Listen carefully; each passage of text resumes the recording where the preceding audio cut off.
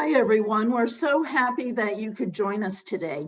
My name is Pam Nurse, and I'm the Executive Director of the Federation for Children with Special Needs. I want to welcome all of you to today's webinar. And on behalf of the Federation, I just want to say how pleased we are to co-sponsor this important event with SPAN. Collaboration is so important, and we really value this partnership. We are also just so very grateful that Russell Johnston has taken his time to join us today.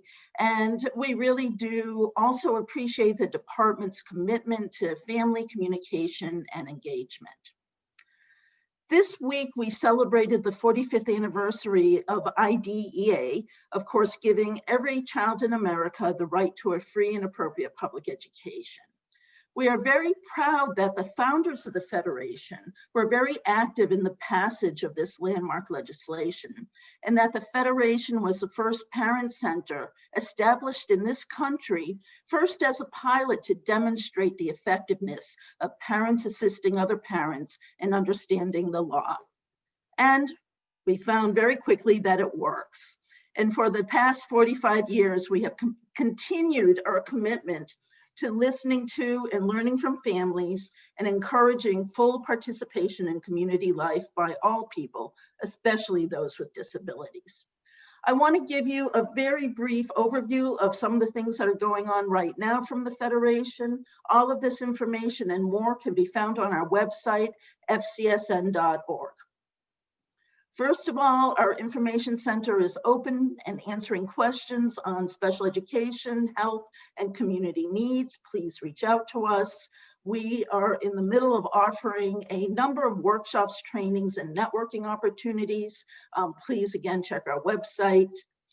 For those of you who are leaders in your CPAC, Leslie has CPAC office hours on the first and third Tuesdays of the month. Please reach out to her for more information on those. Every Monday, Wednesday, and Friday at 2 o'clock, the Federation holds a Facebook Live event with information about health, education, transitions, family engagement, and other issues important to families. We continue to recruit, train, and support special education surrogate parents.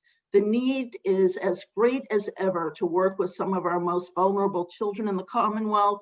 Please consider signing up today. In addition, we have an extensive resource of trainings and webinars on our YouTube channel and are continually updating our website for FAQs and other important resources and guidance. And finally, please mark your calendar for March 6, 2021, which will be our virtual Visions of Communities conference. We look forward to having you all participate. There'll be lots more information on this to come. Once again, thank you again from the Federation for joining us. Please reach out for any assistance. And right now, I'm really pleased to turn the program over to my colleague from SPAN, Lisa Lipinski. Thank you, Pam. Good morning, everyone. It was just over 8 months ago that we co-hosted with the Federation, our first webinar. And as we were getting ready for you all to join us, we were discussing how, boy, times have changed and our preparations for these webinars take a lot less time because everybody really knows our way around Zoom. At least we hope so. But anyway, as co-chair with President Beth Tremblay Hall of our COVID-19 efforts that SPAN has been involved with, I just wanted to share with you some of what we've been up to. First and foremost, again, as Pam mentioned, is our continuing partnership with the Federation for Children with Special Needs, as well as with the ARC of Massachusetts in conversation and kind of sharing information and working together to provide feedback to DESE, and Commissioner Johnston has been extremely welcoming and inviting us to the table to be part of those conversations as this pandemic and the consequences have unfolded for our children with special needs across the state. Beth and I have also participated in weekly meetings of an emergency response group that Mass Advocates for Children put together with representatives from multiple agencies across the state who work for families and students with special needs, both with respect to education and other related issues. And we meet every week and just share concerns and updates as a way of streamlining our efforts to work for the families and children we work with. SPAN has been asked to sign on to letters advocating with both the state and at the federal level. Most recently, we signed on to a letter to Congress to support the Counseling Not Criminalization in Schools Act, which would seek to divert federal funds away from school-based law enforcement and toward evidence-based and trauma-informed services to create positive learning environments for students. Similar efforts are underway in this state, as you probably well know. Excuse me. With respect to our own membership in SPAN, what we've been trying to do to help out our advocate members, we've continued since I think late March, early April to provide discussion groups twice a month. One that focuses on just sort of information sharing and support for one another and how to advocate most effectively for the children we work for, and another one that sort of talks about the challenges of running an advocacy business and doing the work of advocacy in these pandemic times. And we also have continued to offer lower program registration rates for our programs for this year, for 2020, 2021, both for members and non-members. So please check us out and look at what we have coming up in the next year, which I think Beth is going to talk more about. So again, thank you all for being here. I can't believe we're 8 months along, but we welcome your participation and being here for this event today. Thank you. And I hand the mic off to Pam. Sorry, to Beth. Sorry. Apologies. Thank you, Lisa. My name is Beth Tremblay Hall. I'm the president of the Special Needs Advocacy Network. We are delighted to be partnering again with the Federation and are thrilled to have Commissioner Johnston here with us today. We have a wide range in our audience today, including special education advocates, special education surrogate parents, parent side attorneys, board members from both SPAN and the Federation. I believe our largest group in the audience today is our parents, and we also have quite a few educators in the audience, and then we have there's lots of other professionals that have joined us as well today. So we look forward to the presentation. I would like to draw your attention to a few housekeeping items before we get going, and a few upcoming SPAN events, as Lisa spoke about. We are doing closed captioning today. We are also recording this, and this recording will be available on both the Federation website and SPAN's website, just probably by Monday or Tuesday, but we will. This will be posted. We have, as everyone who registered knows, we were collecting questions and as you were registering. There's been a great deal of effort put into formulating those questions and looking at all that were, and those are the questions that we're going to be using today to in the Q&A section. But if you do have additional questions as we go along, feel free to add those to the Q&A section of the Zoom.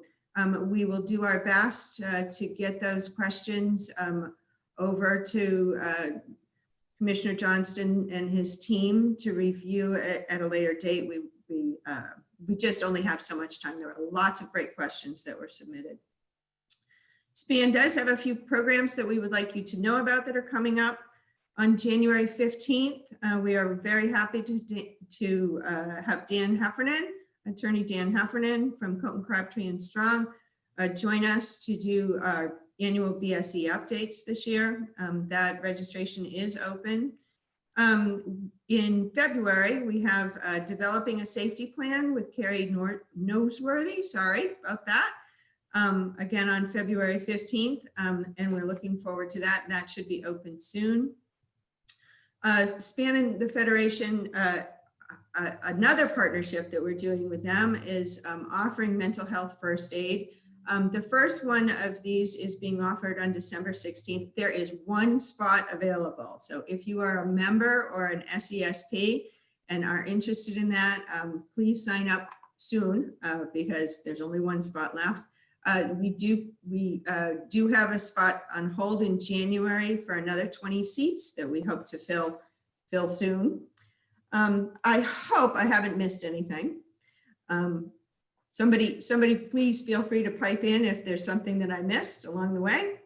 At this time, I'd like to welcome and recognize Elizabeth Bostick, who is a Federation board member and assisting us today with the question and answer portion of the program. And I am going to turn this over to Jenny Dunkley, who has worked hard to put this program together today. We thank her for all of her efforts to make this presentation a reality. Jenny is currently a board member of SPAN. She is a parent representative on the Special Education Advisory Panel. I believe she's also a SESP, is currently participating in the IEP project and has a successful advocacy business, JDK Communication. I'm sure I've missed on many other hats that she wears. She's a busy lady, and I'm very happy to turn this over to her at this point. Thank you, everyone. Thank you, Beth. So Dr. Johnson needs little introduction. And there were about 450 people who signed up for this webinar, this Zoominar, representing perhaps thousands of Massachusetts families and children with disabilities on this Zoominar this morning, just because they heard he was speaking. I want to provide a little bit of context on why we're so grateful that he's here presenting today. As Pam tells us, the Commonwealth has always been a national leader in special education. And in 2014, we got even luckier because Dr. Russell Johnston became the Massachusetts Department of Elementary and Secondary Education's Senior Associate Commissioner. And he brought to that role a comprehensive professional and personal history of all things special ed. He's been a special education teacher, an administrator, and a parent, and he still is. Only now he wears all three hats simultaneously. And today he is Massachusetts' top special educator, our chief special education administrator, and our foremost special education advocate. Welcome, Dr. Russell Johnston. Thanks, Jenny. That was a very kind introduction. I very much take the attitude that you're only as good as your last decision. And so while I appreciate those nice words, I feel like we all have to stay hungry. We all have to stay motivated. Our students need us. Our students need us to keep that fire in our belly, to want more and better for them. And so if I've had the opportunity to do some good work along the way, I feel like the best work still lies ahead for our students, and they genuinely deserve all of our concerted time and effort together to do even better for them. It is a privilege to serve the students of this state. Those are words I use over and over again. For today's presentation, I want to just start with a few personal remarks and then look at some of the work that DESE is doing, give you an update on various projects. The questions that you sent ahead of time were very useful, and I'll make sure that I try to embed answers during the presentation and then leave plenty of time for Q&A at the end. Like Jenny said, I am a parent, and as we were just beginning here, I made sure that I paused my son's phone remotely from here in my office in Malden. He's having a remote learning day. He's 15 years old. I cannot trust him to pay attention to those online lessons if he has access to his phone. So he and I have this funny dance all day long that when he gets a break, I have alarms set on my phone so that I know when his breaks come up. And I unpause his phone during the break, just like if he was walking in the hallway at Melrose High School, he could look at his phone. And so I treat his breaks like walking in the hallway, and he and I have this agreement. But I'm the tech dad, and so I have to be the one to pause and unpause his phone. It will not surprise me in the least that he calls me during this 2-hour window. And I have another alarm set for 11:40 to give him his phone access back at that point, because that's the next break. But this is the world that we live in as parents, and that all of us as parents of children with disabilities are we're all living two lives right now. And I walk it myself with my own son. It is obviously a privilege to be his dad and to live out this experience of being a parent of a child with a disability and navigating the system from within while also leading it for the state as well. So I just want you to know, kind of as I come to you today, I know that we all try to be as present as we possibly can be for these meetings, but it is not unlikely that I will be drawn into my duties as parent while I'm also providing this presentation. a lot of what I want to share with you today, I draw from the bi-weekly meetings that we have with special ed leaders. We have maintained those meetings throughout this crisis, throughout the pandemic, and they've been a really good source of connection between us. And it's something that, you know, we were not doing with such regularity before, and in no way were we recording such information and posting it on our website. And so in preparation for today's meeting, a lot of what I'm sharing with you, frankly, is what I've shared most recently, because this is the work that we're doing. This is genuinely what DESE is doing right now. There's sort of nothing more or different for me to share other than what's currently on our plates and what we are using as our messages. What you wouldn't see if you look at the recordings, though, is that I begin each session with images from schools and districts that school and district leaders send to me unsolicited before the meetings, just so that we can look at what does learning look like right now. It's so different for all of us, and the ability to share these images all throughout the crisis. Last spring, we were looking at images of remote learning. This summer, we had our first students back for extended school year. We had images, though, of in-person learning from residential schools that stayed open throughout the crisis. And now, all throughout this fall, we've really been showing what do a variety of in-person learning models look like, because that's the new vanguard for us. That's where our efforts are really focused, is how do we provide safe learning environments for students, because it's just so new and different. So I wanted to share with you some of the images that you wouldn't see if you look at my recordings. This first one is Principal Lacoste from an elementary school in Westford who had a disabling accident last spring. It was actually in the newspapers when it occurred. I remember reading about it. And on his left is a young student named Charlie, and Kevin is back at work, and Charlie is in this image using her stander. And I know that when the special ed director who sent this to me just wrote about the inspiration that she draws from seeing how hard Charlie works in school, her determination, and how strong of a role model Kevin is for her within their building. And I just, you know, these images are both information and inspiration for us to look at what do safety protocols look like, and then how are people showing that determination to rise above this crisis and to rise above fear in order to continue to have these really important connections that we know between principal and students, between teachers and students, is really what we're all about. That is really what we are entirely trying to protect and maintain and grow, are those connections like you see in this image. Here we have the assessment center that's been set up in Chicopee Public Schools. And again, we've spent a lot of time talking about assessment this fall with school and district leaders. We know that there's a backlog of evaluations from last spring, and, you know, a real challenge to providing safe evaluations this fall. And so we did a webinar series that we recorded. If it's of interest to you, it's on our website, where two neuropsychologists here in Massachusetts just very wonderfully stepped forward and said that they would provide a training for particularly school psychologists pro bono for us.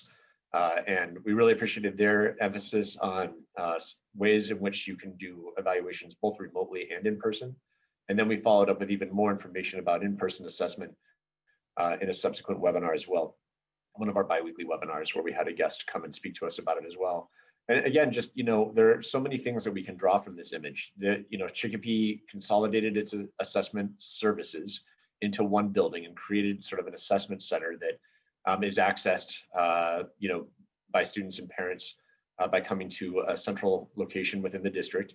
And you can see in the way in which they've set up kind of the dividers and kind of safety features in order to be able to do these assessments.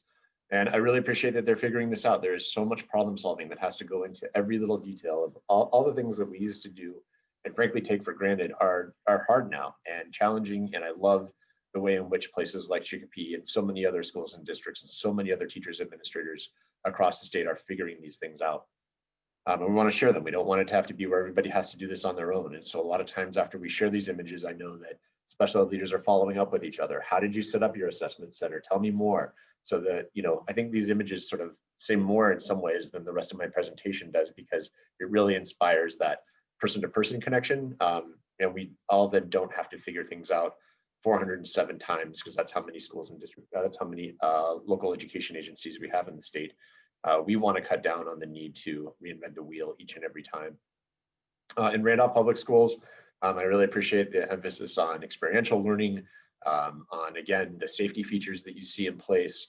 And again, just thinking about the way in which we can create a love of learning for students, that it, you know, this is a a hard time for everyone, but I think you can really see the way that these students are engaged and enjoying themselves and doing hands-on activities. I also appreciate Alpha Sanford is the special education director in Randolph, and love that she sent me student work samples that you can see there as well, because we don't want to give up on making sure that our students are making progress. There's so much we can learn from looking at student work to know their development and their progress. And so love that that was new for us to actually see some student work samples, and I love that. And then finally, this image gathered a lot of interest when we shared it. A teacher live streaming from her classroom at the Accept Collaborative. So she has students in front of her live in the classroom, and then students who are learning remotely on the screen you can see behind her. And who knew a year ago that the teachers would have to figure out how to do live streaming. That is amazing. And I really appreciate, again, the thoughtfulness and the creativity and the determination that everyone puts into making this happen. This is not none of this is easy to pull off. And so I really, again, just applaud everything that takes to make this moment happen, because again, you can see the way in which she's continuing to engage her students and safely. Let's just always remember, this is a health crisis, and you can see all the safety features plus the learning, and that's the way that people are rising to this challenge. So I hope that you enjoy those images. I know that I do. I know that my team and I get a lot out of them, both again as information and inspiration. The thing that I can't bring to you as images right now is an update that I've started to attend remote lessons. And it's been very, very eye-opening for me. I really appreciate the teachers who let me into their classrooms, the schools that have invited us. This is such a challenging time for everyone, and there's so much stress right now. I don't need to tell you that. I know that I was in my kitchen drinking coffee this morning and ordering coffee at the same time to drink on my way in. And if I'm feeling the pressure, I know that our teachers are. And so again, just appreciate everything that everyone's doing to figure these things out. But I'm sure some of you as parents might overhear what's happening between teachers and students. I know that my son's in his room. I can kind of vaguely, I just know that he's online. I really can't tell you much about what the experience is for him, and that's fine. I appreciate that. But to actually observe a remote lesson, I think for adults, those of us who aren't, I appreciate that we have teachers here with us today, and really just want to give a especially warm welcome to our educators who are with us right now. But my big takeaway to share with you, and this isn't rocket science, but we're used to meetings like this, right, where everyone is centered on the screen, audio is pretty good, no one's talking over anyone, and to attend a remote lesson and see the challenges that the students and the teachers are facing together, and the patience that it takes to work your way through things. Not every kid's audio is as strong as what we're probably used to in many of our adult professional meetings. Video isn't always as strong, and links are hard sometimes to come by. And I'm impressed coming to these lessons now in the latter part of the fall, that there's much of it is very fluid, and the students do know how to follow the links. They do know how to find the assignments that the teachers are sharing.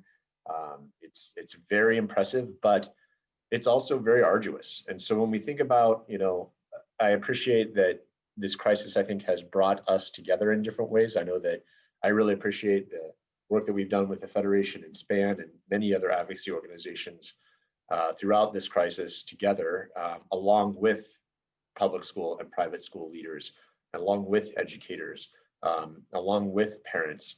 And every piece of guidance that we put out, we have made sure has been vetted by all parties that I just mentioned, including attorneys representing both schools and districts, so that we are hopefully landing whatever guidance we put out with as much input as possible. But I think it's just important to know that despite all that, the actual execution of teaching, whether in person like we see here, or remotely, it's entirely different than what we ever had to do before. And so I know that I come to December with just a high degree of patience and understanding, and problem solving and humility, and it's why I think it's so important that we get these images, and that I have the opportunity to attend lessons. I can't go to schools in person. I would like to, but we don't want to kind of break the bubble of safety that we've built. And so the best way that I can see teaching and learning is to go to where remote learning is happening right now. And again, just for all of us to approach each other, as much as things are challenging and maybe not where we want them to be, and still some struggles. I can tell from the questions that you raised about kind of inconsistencies between districts of approach and implementation of our guidance. Just a reminder that we're going to get through this together and continue to use just a lot of, again, patience, understanding, collaboration, communication to find our way, and just remembering to be to take that attitude of we're in it together. And I know that one of our big every time that I talk, and you can tell that I love the sound of my own voice by how much I'm talking right now, that we always have this mantra that we're going to operate from confidence. And I think as I look at the lessons that I've watched most recently, even just this week, just this idea that we're better together, that I think everyone is working as hard as they can. And I do think that, again, if we continue to put our heads together and continue to problem solve, we can do better. But we're also taking an attitude that we appreciate the hard work that everyone has put in. And we see a vaccine coming, and I'm excited about that. This is going to be a hard winter, and so let's figure out. When this started, and we thought maybe by the summer it would all wrap itself up. So we kind of prepared ourselves for a marathon, and then here we are. It's December, and it's far from being wrapped up. In fact, it's probably going to get worse over the next few months, is what it looks like in the way of the spread of the virus. So this is an ultra marathon, and and I know that people's kind of patience is very frayed right now, and so thinking about how can we be better together, how can we continue to run this ultra marathon together to get to to get through it, and then hopefully to a better place. I think that there's a lot that we've learned, and there are some things that I'll call gray linings, not silver linings, but gray linings from the COVID experience, not the least of which is the way in which DESE and the Federation and SPAN and other organizations, I think, are operating much more closely together. Those are things that I will carry with me when we come through this, when we kind of peel away the scars. There will be things that we want to maintain, and let's not lose sight of that as we stare down these grueling next few months. So thank you for allowing me my little soapbox there on what I'm seeing and hearing in the way of just what does the classroom look like right now, because at the end of the day, that's all that matters. We can talk and talk and talk about everything else, but at the end of the day, it's that relationship between teachers and students that is frankly sacred, and that we are doing everything we can to make sure we maintain as well as we can. So a few updates from us. We're never bored or quiet, and so a few things. This part is not what I have shared previously in the way of my guidance, or I'm sorry, our biweekly updates with special ed leaders. So this is newer information for me to be sharing with a special education audience. And the first on the upper left-hand side there is about testing. Appreciate that the Globe had an editorial today about safely returning more students to in-person learning and the role that testing can play in that. Our ears are certainly attuned to that idea. I just want to start by saying that the core mitigation strategies, washing our hands, using face masks, staying home if we're sick, knowing what the symptoms of COVID are and really abiding by them. Those are the core mitigation strategies, and they're effective. We see very low transmission in our schools. But we know that testing is also a mitigation strategy. It's not a core mitigation strategy. And frankly, one of the key things about testing that I think it provides us is just with, again, greater information. So my mantra of let's operate from confidence, not from fear. I think we develop confidence with information. And so being able to do COVID testing in schools, I hope can further bolster our confidence and our knowledge of any kind of spread of the virus from within our schools. But it's not a requirement. We don't have to have it to have in-person learning for students, but we are very motivated to grow it so that, again, we just want to leave no stone unturned as we look at additional mitigation factors that can support in-person learning. So we're excited that the federal government actually released 2 million antigen tests, rapid antigen tests to Massachusetts. They bought up all of these antigen tests. They're called Binax now from Abbott Labs. And they provided each state with kind of a prorated amount of these tests. So Massachusetts received 2 million. And the Baker-Polito administration I'm very grateful for the fact that they decided that they wanted to prioritize schools for the use of that test. And so the test costs about $5 per administration, which is a very reasonable rate for any type of COVID test. And they've made Binex now available to us. And we put out an all call to schools and districts. So when I say schools and districts, I mean traditional public schools, charter schools, approved special education schools, and collaboratives. And we've also recently extended this to private schools as well. And so we have 159 schools and districts at this point who are participating, at least exploring the idea of Binex now. And that's up from when the governor originally released information about this. We were more at about 137 schools and districts that were interested. And once, of course, he said 137 are participating, lots more came forward and said, oh, we missed the memo. Can we please participate? And of course, we're glad to have them. And so we are next week beginning to ship out our first round of these tests. And they are available to schools providing any type of in-person learning. So if it's a school that is providing in-person learning for students who are designated as high needs, or in our special ed language, students with complex and significant disabilities, they are prioritized, as well as that school district that's providing services to any type of high needs student is welcome to participate, as are districts that are doing hybrid model or a fully in-person model. Again, we are welcoming them to participate. And then, we also made an exception for districts that said, well, we're remote right now, but if we had this, we might be able to get more students in. And so we said, great, that's part of what we'd love to see happen. And so there are a few of those districts as well. At the same time, we're also not putting all our eggs in this one basket for supporting testing in schools. And we are additionally looking at other testing strategies, such as pool testing. And that just isn't as fully baked yet, but we are beginning to have conversations with school and district leaders about perhaps a pilot of getting pool testing going and seeing what we can learn from it.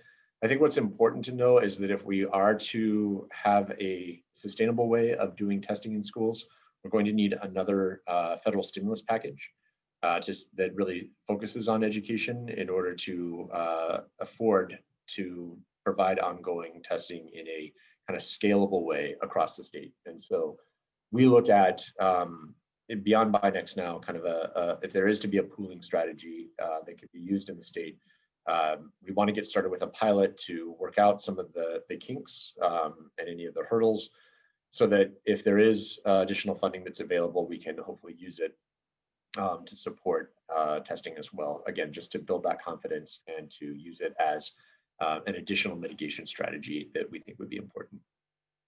The second box here is about our COVID helpline. And so right now we ask anytime that there is a student who tests positive or a staff member who tests positive, if they actually call DESE and report that number to us. And so I know when I was listening to public radio this morning, before I ordered my coffee, as I was drinking my coffee, that the report I think was, and it's about 570 in the last week, I think the number was, and it's my team who actually does this work here at DESE that are collecting this information from schools and districts.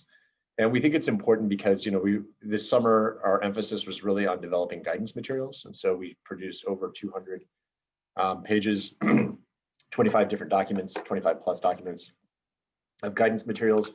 But we really needed to shift gears once we accomplished that and, sort of redefine what it means to provide safe learning for students. We wanted to really shift towards technical support. And so, everything on this slide is more about technical support, a little less about guidance, not entirely, but really an overall shift more towards technical support. And I know this summer, I was listed as one of the key contact people during the summer if there were any positive cases. And I was really struck by the need that school and district leaders had for technical support. When they had a positive case, their first case, it was a little overwhelming. And so we felt like we wanted to provide a human touch so that as schools and districts are experiencing positive cases, they have someone they can call, report the case to, but then also get support in answering questions and knowing if their protocols are the right ones and if they're fully in place. because I love what one special ed leader of a residential school said this past summer to me. She said, it's not a question of if you will have a positive case, it's when you will have a positive case. And so that that ability to know what the protocols are and to follow them around close contacts and around cleaning classrooms and whatnot is really important. And so we've trained up our own internal team to be able to answer those questions. And so right now we're finding it still helpful to be able to respond, because in many cases, schools and districts are still having those firsts across the state, their first cases or even an ongoing case, or if there appears to be many cases, you know, but they just need help in different ways. And so that's what we're really trying to do with our helpline as well. And so we've appreciated that ongoing connection and support that I hope we're able to provide.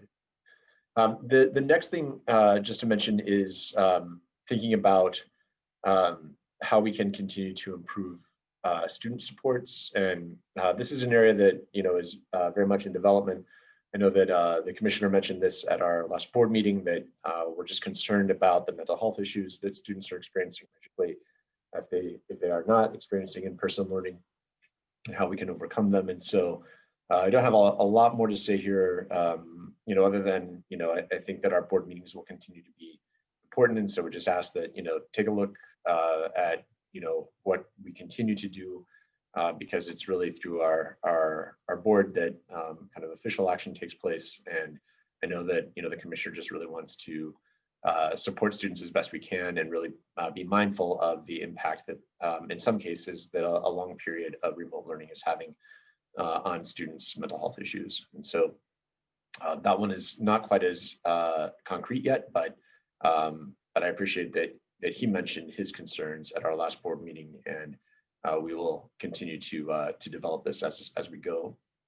Again, I'm not telling tales out of turn here, that we have sent letters to districts asking about the extent to which they are following our health metric or providing in-person learning. It's a limited number of districts that we've contacted, and then based on their responses, we have a small number of audits underway to look at the decisions that schools and districts are making and providing feedback. So that's very different work for us to be able to ask questions about this, you know, distinction between learning models that schools and districts have chosen. And so that's, you know, something that we've sort of developed internally to have a team who can do that work. And we are currently working with, like I said, a limited number of districts. Again, it was in the news today. So, you know, the Worcester School Committee last night, for example, talked about a letter that we sent asking about the extent to which they are providing in-person learning for students with disabilities.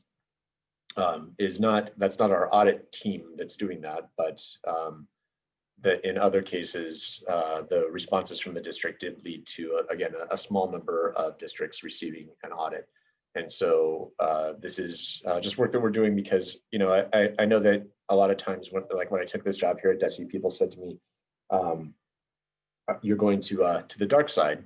And, you know, I wear my position with humility, and also just with a sense of ethics, frankly, of like, there are a lot of legal questions, political questions, but also ethical questions. And I know that, you know, we get positive and negative press about our actions, but if DESE doesn't ask the question, who's going to?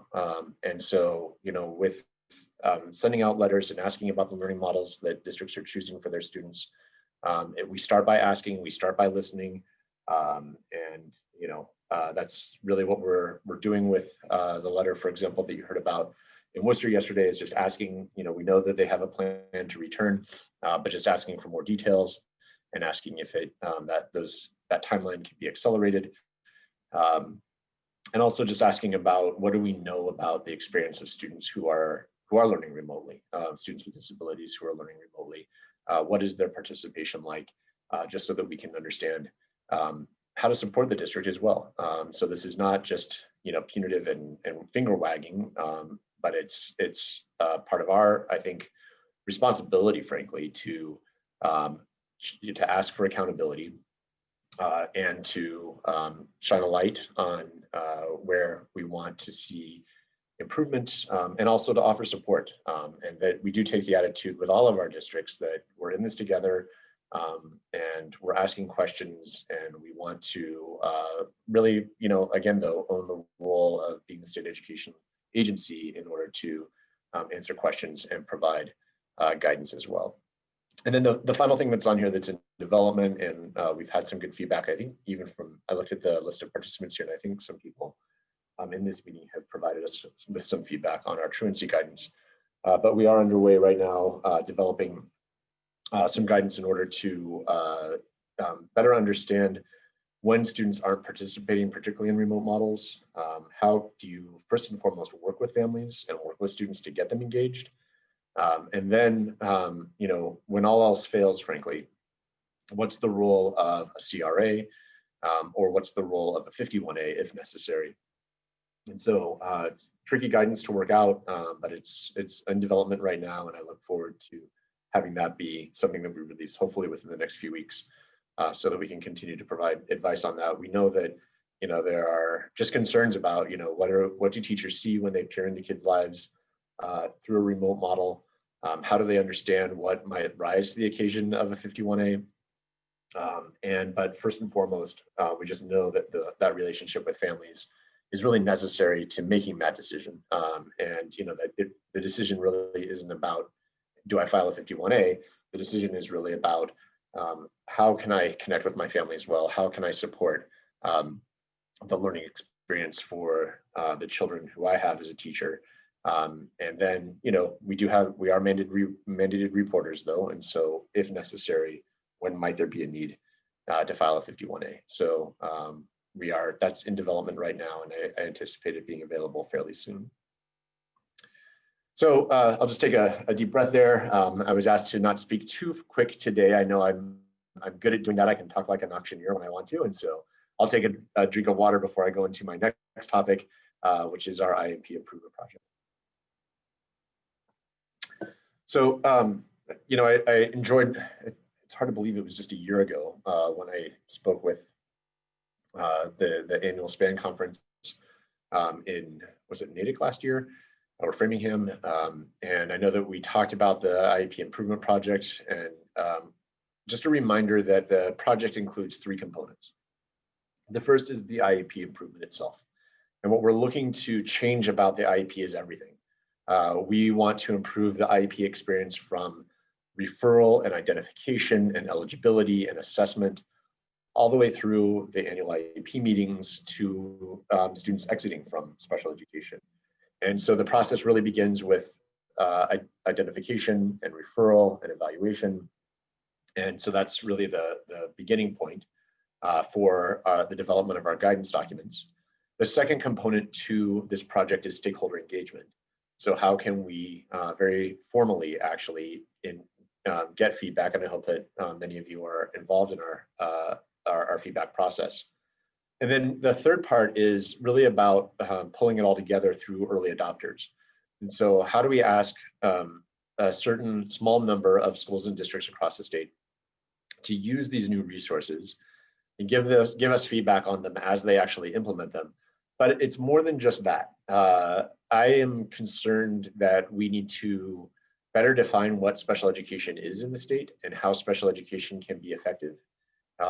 One of my go-to Bibles, if you will, or Bible, if you will, for special education is the High Leverage Practices document that was put out by the Council for Exceptional Children a few years ago. And what I love about that document, that if you get a chance, it's free, it's available to download, and would encourage you to take a look at it. What I love about it is one critical thing.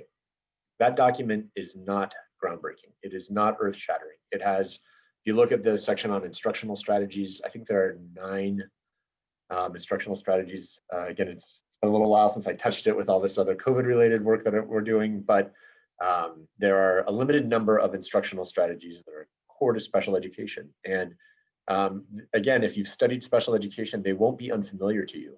But I like that its goal, the one critical thing about it, is that it helps us have a common language about what special education is. So when we say things like scaffolded supports, do we all really understand what scaffolding means and how to remove it so that we don't create kind of a learned dependency on the supports that we as adults might provide to children? And so the idea for our early adopters is that not only do they work on using the new materials that we're releasing related to the IEP improvement project, but also that they work on improving the implementation of special education. And a really important thing that I want to say about that is that that is not just the role of special educators. It is the role of administrators, general education teachers, and special education teachers all together. And so we put out an all points bulletin to schools and districts across the state and said, if you're interested in participating, we'd love to have you join us as early adopters. We know that this is a less than ideal time to take on something new. So we're very mindful that, we knew that we would not have an overwhelming number of participants, but we were only ever looking for a small number anyway. So we feel very fortunate that we have 19 schools and districts in the state that have stepped forward, and you can see more here about kind of the background of who they are, but with more specificity, this is the list of who those 19 are.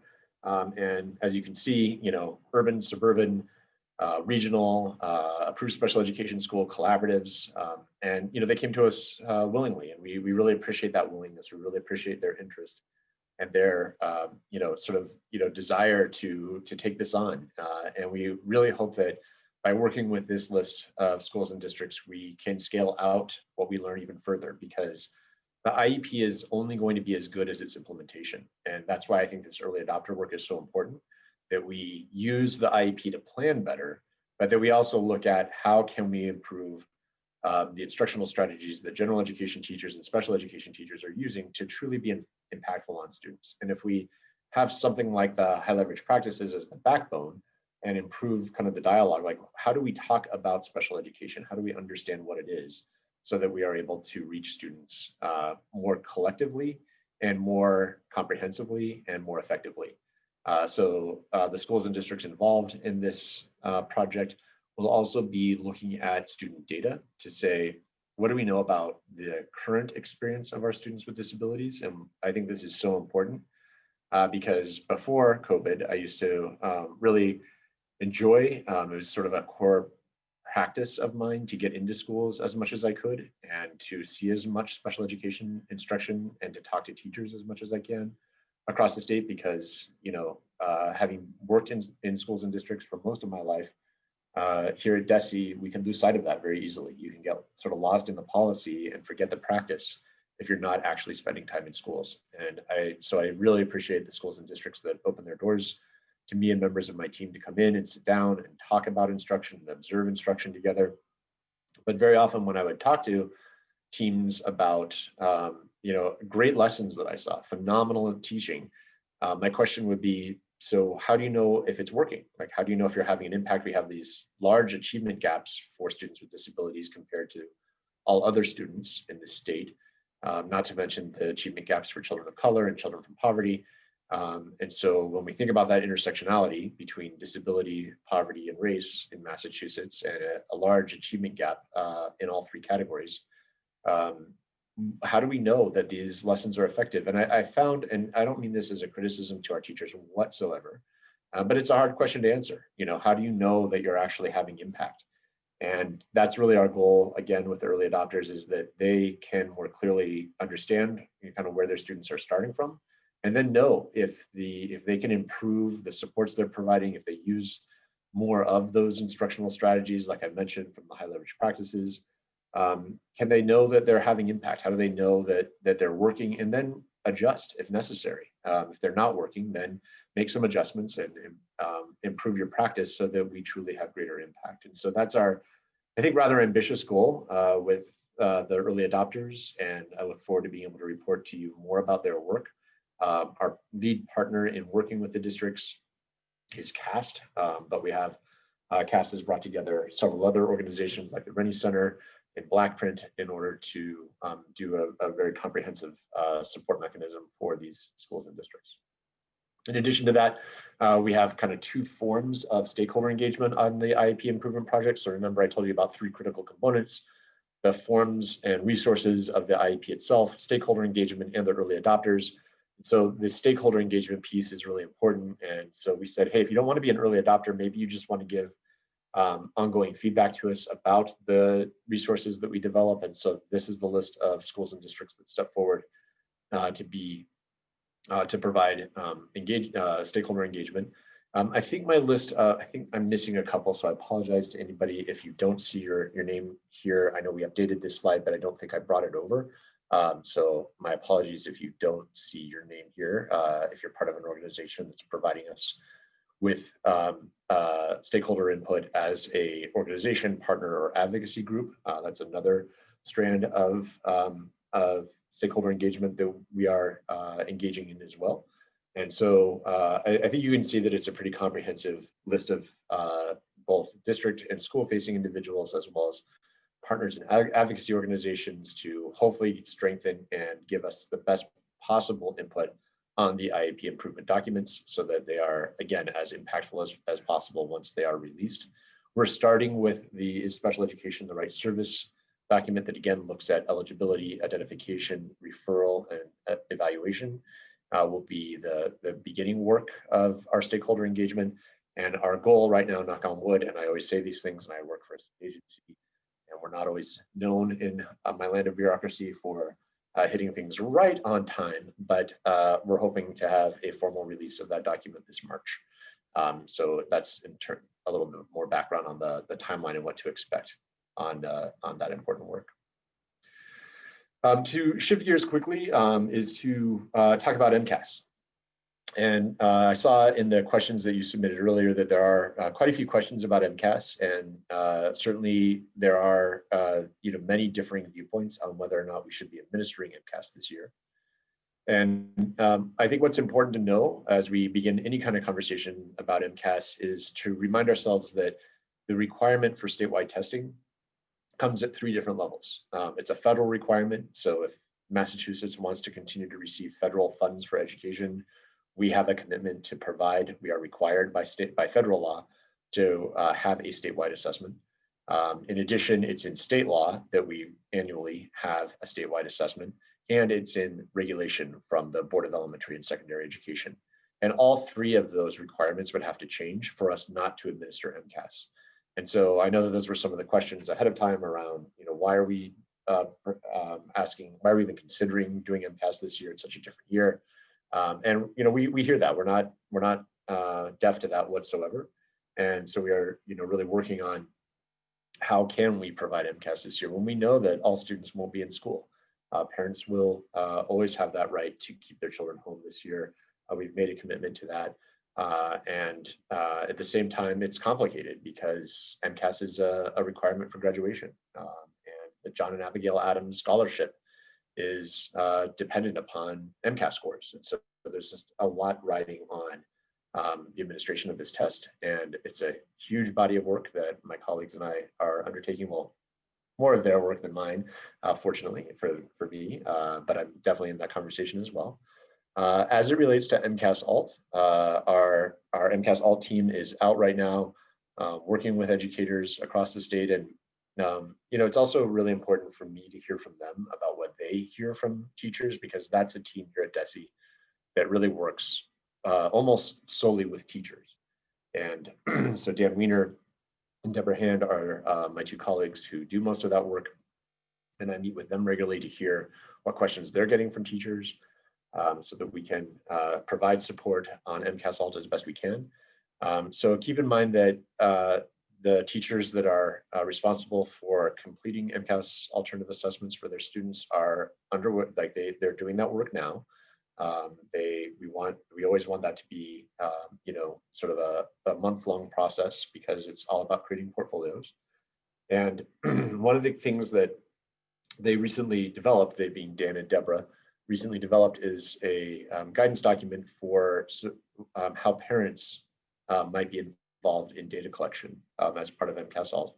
And again, deep breath moment around that, because we know that that can raise questions. And I think the important thing about this is that if parents are supporting their children at home, we wanted to have a way for that support and the kind of the evidence that they might be collecting with their children, or the level of prompting that they're provided to be able to be documented. But it's an if the parents are providing support at home, then we wanted a way for them to participate, frankly, in the evidence collection for MCAS Alt as well. But it's not a requirement for a remote collection of MCAS Alt data to have parents involved. It's really more of if it's happening, then we wanted to have a way of doing it. So I'm sure that we'll share the slides with you if SPAN and the Federation haven't yet. I'm sure they will, but this link is live that we've included in this presentation so that you can get any information that you need about the test and about our advice for parents' role in supporting MCAS Alt this year.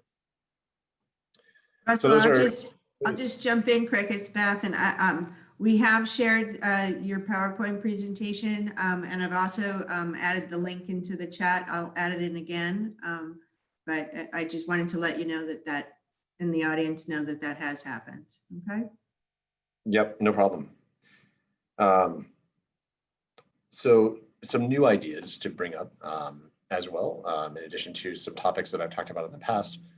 Topics that are pretty familiar to us, like the IEP improvement project that's been going on for some years now, as well as MCAS Alt. Really a few new ideas. And a key one is that we just recently released guidance around supporting English learners with disabilities during in-person, hybrid, and remote learning. So this is a guidance document that we put out just a couple weeks ago now, and I'm really excited about it. I hope that it, again, helps to guide us in supporting students who again, when we look at those achievement gaps, this group of students in particular has really struggled with achievement in Massachusetts, and then opportunity goes hand in hand with that. So really appreciate everyone's attention on this particular group of students. How can we support them better? How can we support their families better during this pandemic? Is really what this document is about. So sorry, my throat is very dry.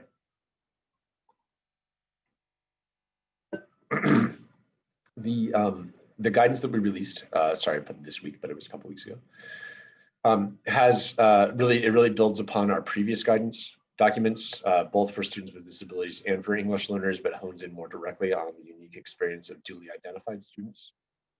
And so really thinking about how it can be used in conjunction with other documents that we've used in the past. Hold on, sorry.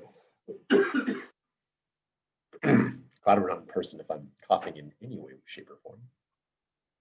So the document has some critical components to it, starting with sort of kind of three core pieces. One is just sort of overall information, and then some key considerations. And I really love the instructional strategies portion of this document. I think it's so important for our educators to be able to tune into, because some of what's needed for students who are duly identified is frankly good for all students. And I think we often say that in special education. And I always think if we plan for students who are more at the margins, then we can actually do better for all children. And I think you'll see that when we get to those instructional strategies.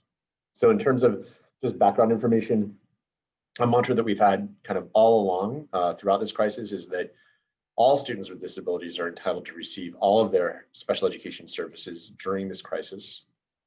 And particularly for this group of students, we want to make sure that they're getting both their ELE services, their English learner education services, as well as their special education services. And we really want that to be done as much in conjunction as possible. I think one of our concerns, I know I've experienced this as an educator, is sometimes the English language instruction or English language services are on one track and special education services are on another, and students really experience two different learning environments during the school day. We really want to make sure that we always try to bring them together and have kind of a cohesive learning experience for our students. And no time is better to do that than right now during this pandemic. And it really relies on a lot of collaboration and communication. And so we've got to make sure that we have families involved, and we say quite a bit more about that in this document. And just overall, though, no changes in requirements for reporting and monitoring. So there are 6 key considerations. We've listed them here. And again, I hope that maybe this is a tool, as I share these points with you, that if you can recycle these slides and maybe use them in your own work, we're glad for you to do so.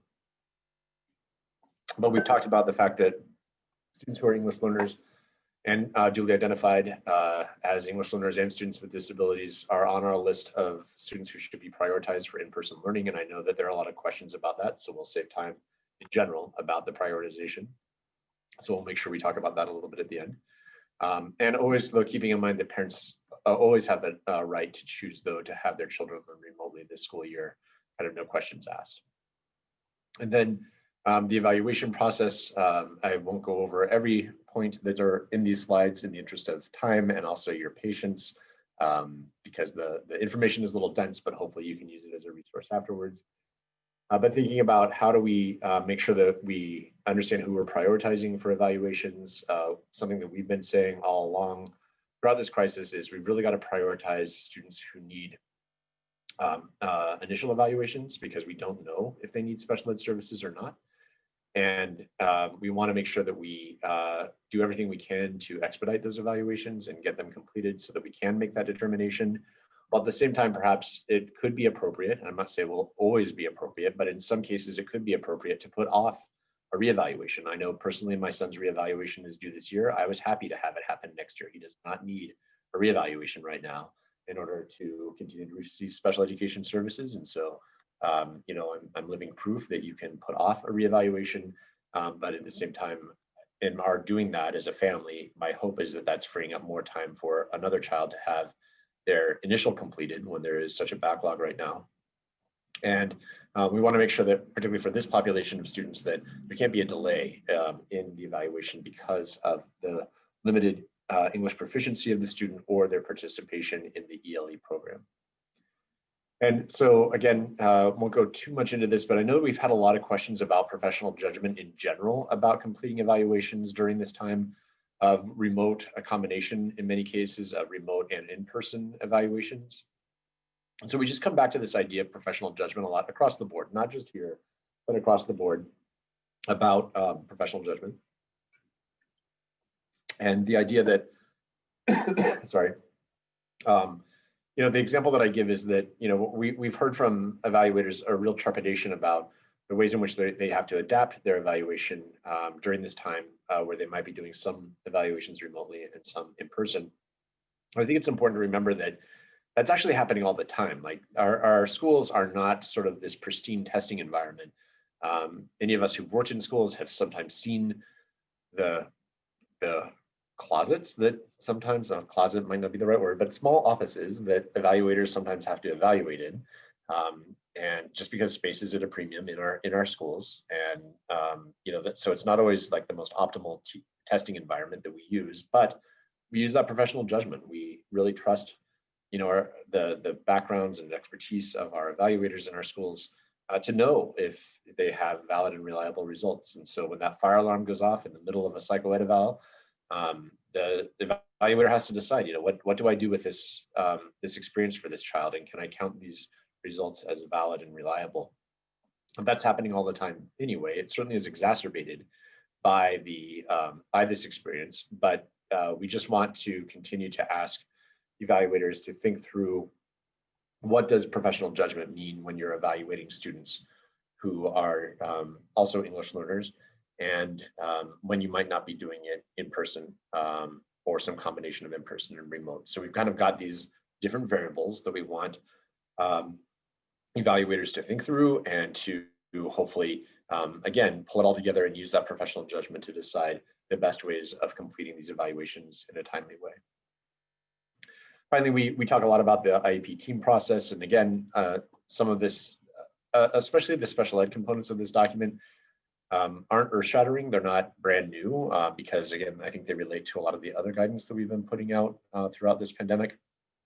And so the idea that we can have annual reviews that are completed virtually is really important. The overlay for this population of students who are duly identified is that we need to make sure that we have a team member who is fully versed in the students' language acquisition needs. And so so important to have that person at the table or virtually at the table. And then also the real critical need to make an interpreter who is capable of completing an interpretation well. There is such kind of particular vocabulary that's used in special education. And so we really want to make sure that our interpreters have the skills to interpret special education terminology well during a meeting. And I'm pleased that actually, based on work that we've done with advocacy organizations and their push for us, frankly, to offer more supports around translation and interpretation, we have a project underway right now where we are working with the 21 districts in the state that have the highest percentage of duly identified students, students who are English learners and students with disabilities. And we're providing enhanced interpretation and translation services, so live on the spot interpretation and translation services, so that families can get information from their teachers. And we're also involving their interpreters, the existing interpreters from within those communities, in a interpretation training program that UMass Amherst offers virtually, so that anyone can participate from anywhere in the state. And we're just, we're working on enhancing the abilities of interpreters so that they can be more effective in IEP meetings. We let other special ed leaders know about this, and we will continue to do so, because this idea of better training your own interpreters is pretty cost effective. It's not overly, it's not going to break the bank, and I think it can go a long way. I'm sure that many of us have been in meetings where an interpreter gets pulled in who, doesn't really have the background in using the right terminology and didn't have specific training before that moment that they were asked to come out of whatever their other job was to interpret for a family. And we want to do better than that. And so we appreciate that we have a good partner like UMass Amherst. We appreciate that other schools and districts like Holyoke have led the way on this and have really invested in training their interpreters. And we just want to extend that continually throughout the state. So we as the state education agency have invested in this. And as we have kind of more proof of concept with these 21 districts, we hope to continue to share and spread this practice of improved training for interpreters throughout the state. So I won't say a whole lot more here, but really thinking about the, again, like I said, the making sure we have somebody who has knowledge of the student's language needs, having that role in the IEP process is so important as well. We talk a lot in this document, and really probably more appropriate for school-based personnel for this one, so I won't go into it as much, but the idea that how important collaboration is, how important professional learning is for staff to be able to grow together in their understanding of supporting students who are duly identified. And it's my hope, as a gray lining from this experience, where, in kind of hybrid and some in-person and even remote models, there's just schedules have been changed this year quite a bit. And so I hope that there's more opportunity for teachers to work together, maybe in some ways that they haven't in the past. So for example, at my son's school, he's in high school, and every afternoon, the teachers have common planning time together, or at least a block of time that they could use for common planning. And high schools never have that. Like, it is so hard to get high school teachers together, just because the schedule always sort of rules the day at the high school level. And there's so much you want to do, but it's hard to work around the high school schedule in order to do it. And so I hope that, a gray lining from this experience of COVID can be that teachers are using that, the change in schedules that have occurred this year to have conversations that they couldn't before, and particularly using technology tools like Zoom that we're using right now can allow that to happen. Technology use is obviously a critical component, and when we think about this, we think about the need to support families in having access to technology.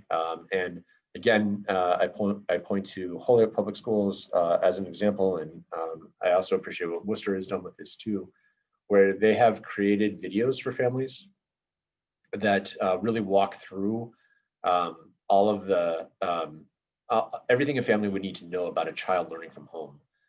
So how to turn on a Chromebook, how to access a Google Meets link or a Zoom meeting link, because we can't take for granted that all of our families know how to do that. And as adept as I feel like I am at technology, my son, I use Zoom most of the day, I use Teams most of the day. My son's school uses Google Hangouts, and it's a little bit different, and I can figure it out, but I'm using this type of technology all day long.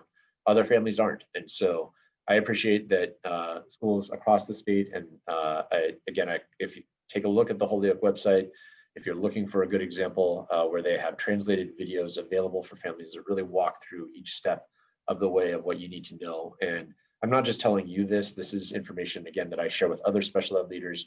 And one of the key things that I've said to special ed leaders is when public funds were used to create something like those videos on the Holyoke Public Schools website, they're publicly available. So you don't have to go recreate them. You can, maybe ask, just let Holyoke know, or other districts know that you're using their videos, but you can actually just use their links to have these videos available, because our districts range in size and capability.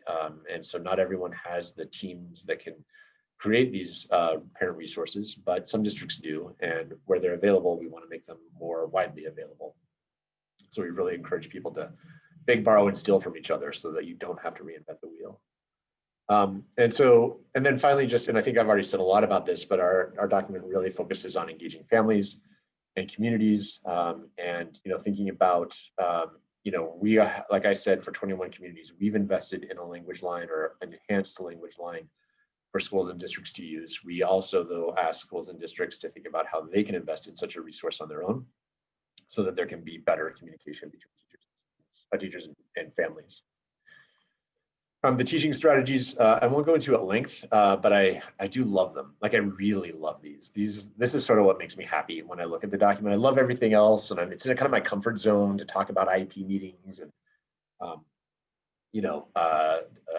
the videos in Holyoke and all that sort of infrastructure and special education process is easy for me to talk about. But man, this is where the document, I think, just is really where, if you're a teacher, this is really where I want you to look. Like, let's let everybody else do that other stuff so that you can pay attention here.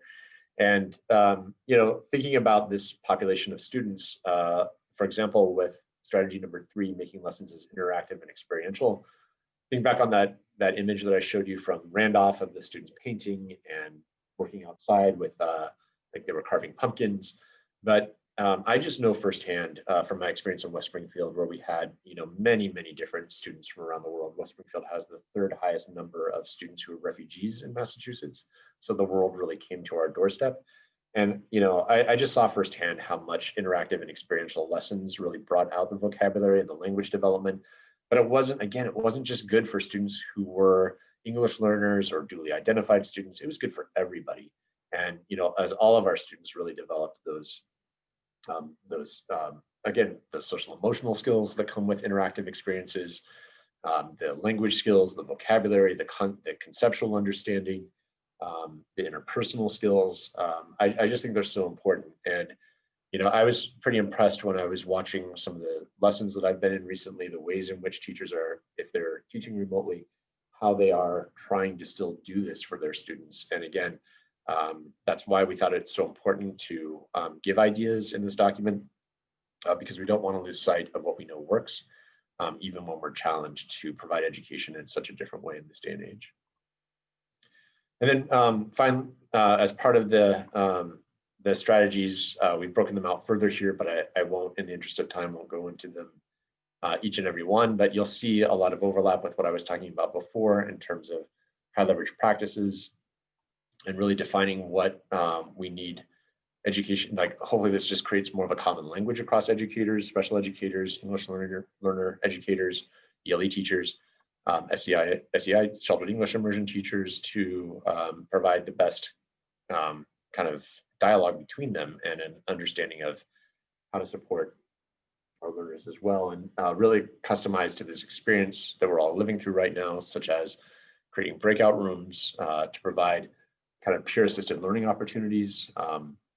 I know when I asked my son, how often do you turn on your camera when you're in school? He said, oh, I always do it during the breakout rooms, which means he never does it during the whole class lessons. Heaven help his teachers. But I do think our students are much more, I'm very impressed by what can happen in a breakout room. I've been in some this week, and really just the opportunity for language that can come in that environment, I think is really exciting. And then also just that ability to have more of a personal connection is so important too. I'm getting near the end, and then I promise there's plenty of time for questions, but the developmentally, we have another, I said we're kind of getting out of the guidance document business, but then here I am sneaking a whole bunch of guidance in, so forgive me. But one of the things that we've most recently developed is some guidance around developmentally appropriate practices for grades pre-kindergarten to grade 3, knowing that, again, when we think about our preschool students learning online, that just seems like an oxymoron almost. Like you think about what it means for a preschool age student, for a 3 or 4-year-old to learn. It's hands-on. It's it's play. And so, how do we develop developmentally appropriate practices when we have just different conditions that we're trying to teach in this day and age?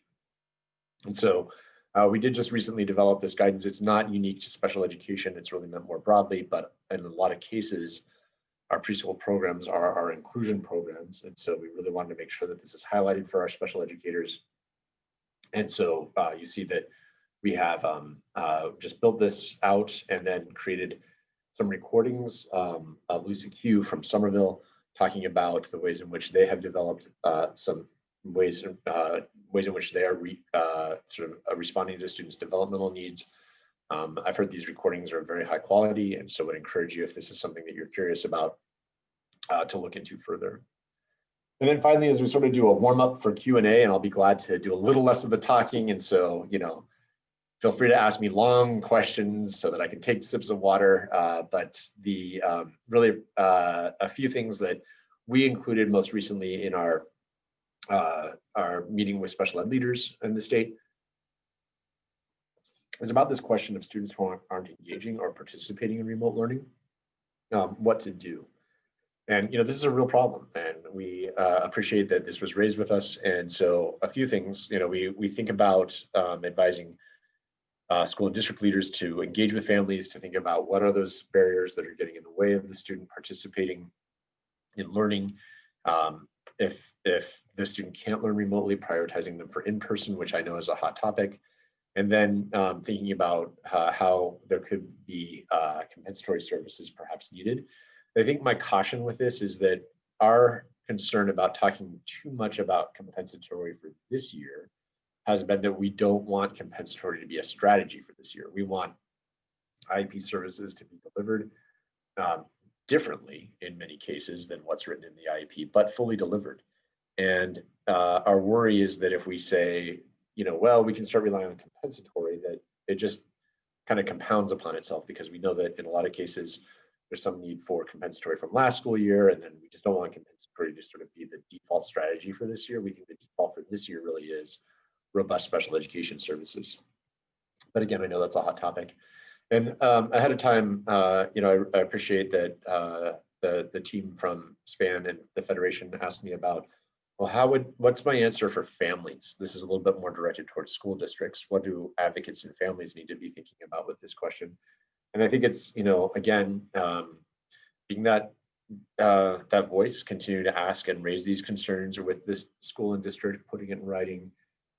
If you know that your own child or a child who you represent isn't participating, continue to document that, continue to ask to reconvene the IEP meeting to get that issue dealt with. So it's a lot about just continuous advocacy to raise these issues. And I know that, I'm not being glib about this. I know that from the questions that there are a lot of concerns. And again, I'll be glad to take the questions further into that issue as we move along. And then there have been a lot of questions about if a service provider is not able to provide therapy because they're out, or services because they're out. And we do have a lot of, right now, this is a real issue as people are close contacts or have symptoms or are COVID positive. What needs to happen? And so we really ask schools and districts to think about how they can plan for coverage. This is probably not an if it's going to happen, it's when it's going to happen, that you're going to have people out intermittently for a couple of weeks at a time. So we just know staffing is a huge issue this year. And so then we offer some additional bullet points around what to happen if there is this lack of personnel that occurs, and a lot of it depends on how long it's going to last. But we did offer some additional bullet points that we have listed there for how to handle those types of situations. Again, because it's real, there's no easy answer, and I think maybe that's my best segue into the questions that I know that you have prepared for me, is that there is no kind of, this is a crisis and it remains a crisis. And there are going to be, as I answer your questions, you might feel somewhat unsatisfied because there's just no easy answer. And a lot of it is just concerted effort together. Hopefully, myself and my team and my agency continuing to use our levers, parents using their levers, teachers using their levers, and all of us working to find our way through this because it is not an optimal time for teaching and learning, unfortunately, but it is a crucial time to not give up. So with that, Beth, I'll turn it back over to you, I believe, and be happy to answer other questions that might be on people's minds. Thank you so much. I believe Miss Elizabeth Bostick and Jenny Dunkley are going to lead this portion of our. I will make just a quick announcement that we are putting together a document that will have all the live links and that will be posted on the same handout link page for everyone. So we'll get that information out as soon as we can. Jenny? I get to go first. Hi, Russell. It's good to see you again.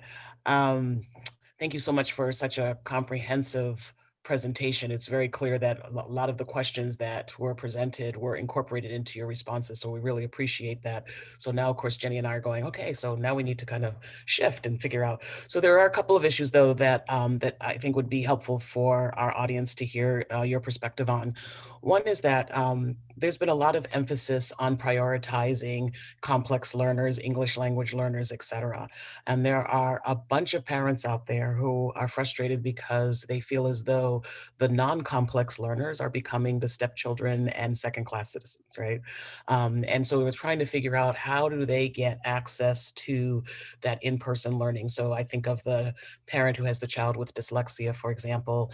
They may have been offered the hybrid model, but they really believe that that's not enough for them. So when do we actually give more attention to, if you will, to the rest of the students who have disabilities so that they feel as though they're getting appropriate services to support their needs? And how do we do that?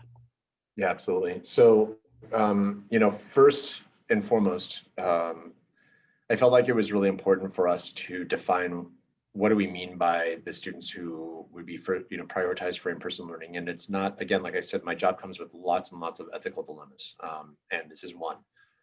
So how do we say that some students should be prioritized, but not all students? And we just knew that given the nature of this crisis and the need to put health and safety first, we had to do that work to say, we just have to make a hard decision here and define, who are those students who we very first and foremost have to make sure receive in-person learning.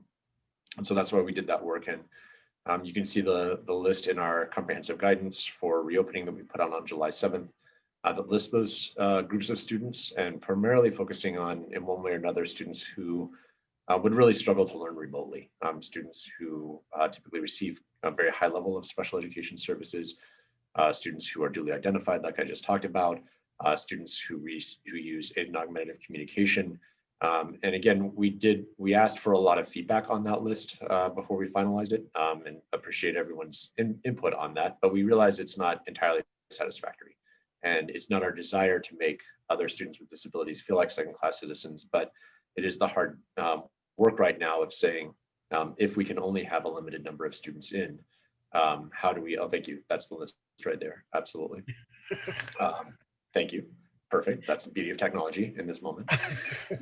So we started with this thinking that this is the important list. And I think what's important about this is that we tried to set a standard that's a fairly high standard, but it's still the floor. It's not the ceiling. And so some districts have gone above and beyond this list. Quincy Public Schools, for example, I'll always call it the positives. I will always remain, unless it's publicly in the media, I will not name districts. Because we're not in the business of shaming people. But we had Quincy come and talk to our board about the way in which they've actually worked to bring back all students with disabilities.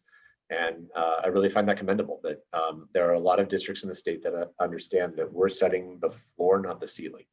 And that they can go above and beyond. They don't have to. And there are different circumstances. I was looking at the weekly health report yesterday that comes out every Thursday night. It's like baseball now, like my Thursday night. it's not happy baseball, unfortunately, but it's, it's just every week I'm looking at that report and, Lawrence just continues to just shoot through the roof. And it's, we just can't recommend a safe return to student for learning in some districts right now. And I appreciate the continual effort towards it and planning, that we're not giving up on the planning and figuring it out. But there are some places where, for health and safety reasons, we just can't. And then within our guidance, we talk about the need to provide, if students are learning in a hybrid model or in a remote model, to think about what does instruction look like. And so compared to last spring, where there was in many cases less synchronous learning, we really emphasize synchronous learning. So when I think about that child with dyslexia and other mild to moderate disabilities in many cases, we were really thinking about that group of students who aren't on that prioritization list, to say there needs to be as much synchronous learning as possible for those students, and any type of asynchronous learning that might count towards special education services have to be supplemental to what is taught synchronously. So the teacher is giving a lesson live with students over a format like what we're using right now, perhaps, or telephonically. And then anything else that they give to follow up on that is directed by the teacher, given by the teacher, accountable, returned to the teacher, so that it is always, again, that connection between teacher and student that is most crucial. So while we can't have every child in right now the way that we very much would love to, it's our hope that students like you're talking about are having the strongest experience possible because of the changing guidance that we had from last spring to this fall, when we had more time to plan for more robust delivery of special education services. That what they're getting is as synchronous as possible, and where it is asynchronous, that's supplemental to what the teacher has taught. It's not just living on its own separately, like a packet that gets sent home without a connection to ongoing lessons that the teacher is teaching. So again, no easy answer there, but our guidance is to just make sure that the services that are being provided remotely as closely resemble what it would look like in person. And again, having now gone to remote lessons myself, I can see that there are definitely ways to do it. I sat in special ed lessons this week and saw teachers using specialized learning instructional models with students very effectively, and students engaged, particularly in small groups, like special education often is, and it can be done. So as much as I would love more in person, it's not to say that special ed can't be done remotely. In fact, I believe it can be. Sorry, that was long-winded. No, well, you asked for opportunities to be able to sip your water, so I had mine as well. So thank you. So, and kind of in a follow-up to that, and this will give you an opportunity to do some sipping. There is a reality that because of this pandemic that we're living in, that school districts have even more limited resources than they had before in terms of staff and access to the resources they would typically have in the building and things of that nature. Some of the fallout from that is that despite very clear guidance from your team around the fact that vape is still fully expected, that students should be getting all of their services, albeit in different ways, possibly, that's not happening consistently for all students across the board.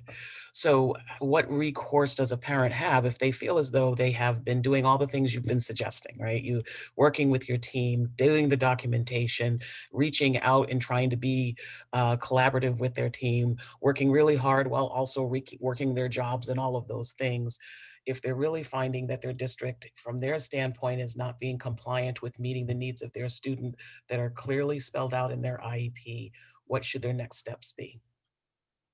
I think that one of our key takeaways from this experience has been that a lot of what we know about special education is as applicable now as it was before. And so parents' due process rights and abilities haven't changed. And so I do appreciate everything that you said about, the team is always the place to focus, always the place to start.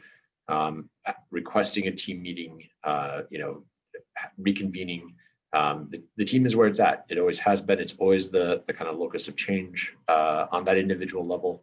And so asking for that team meeting, making sure that we don't, rely on just a conversation to make things happen. But I think, parents putting in writing that they want an IEP meeting is really an important first step. And sometimes, in a lot of cases, again, as a parent, I know we can work out things really well outside of the team meeting process. But if you're not, then the IEP team is obviously the place to go. And so if parents are getting frustrated because the conversations aren't leading anywhere, I do think that asking to reconvene the team is very important. When that fails, the same due process rights that parents have always had remain as true today as ever before. And so being able to contact our problem resolution system office and file a complaint if necessary, to contact the Bureau of Special Education Appeals. Those are the same practices. There's nothing new or different. I know that what is different is that we're further, providing support to our PRS team, because the volume of questions from parents is very high, as I understand it would be, and the volume of complaints is very high. And so we are just making sure that we can be responsive and meeting our timelines requirements for responding to complaints. But there is, in my mind, and certainly other panelists, if you have ideas, this is just not the world according to Russell whatsoever. If there are other ideas that you would have, I'd certainly welcome you to chime in. But I would say continue to rely on what we know parents have access to in the way of due process is the best advice that I can give. Yeah, I would wholeheartedly agree. I think one of the things that people are encountering is, you see the delays sometimes in evaluations, and parents are trying to say, could I access an outside evaluator instead so that we can keep this process going? Are there other kinds of strategies that are acceptable for parents to engage in that might be out of the box, may not necessarily be clearly written in the law, but that we could give guidance to them on how they can keep the process moving along? And is that empathy fatigue I think everybody's experiencing right now, right? We understand that districts are having difficulty because they have a lot of things on their plate. And at the same time, my kid still needs what they need. So how do you balance that bridge? Yeah, I agree.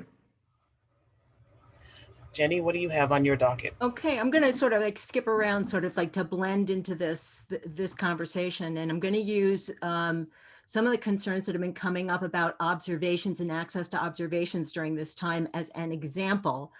To go back to what Beth said previously, is that the Department of Ed has been very consistent with direction. And our phones only ring when there are those inconsistencies, when there's sort of like a telephone game that's being played between the Department of Ed, the special administrators, then it gets filtered through the LEA resources and their own special protocols. And then it gets down to the teachers and the related services. And then it gets implemented with the students. And then the parents have a chance to respond to it. And now 3 weeks have passed and there's inconsistencies. So we have things, to be an example, I'm going to use the observation as an example of this. We have some districts saying to parents and to their related service providers and people, their evaluators, we're not doing any evaluations during COVID, or we're not doing any in-person evaluations. We have another case, and this is from an evaluator that said that they went in to do an observation remotely, and every time a student came onto the screen, the teacher said, all right, now we have an observation here today, so you might want to turn your camera off. So I want to share, what I want to know is what's changed, if anything. We're going to start with this from the observation law that was from January 2009.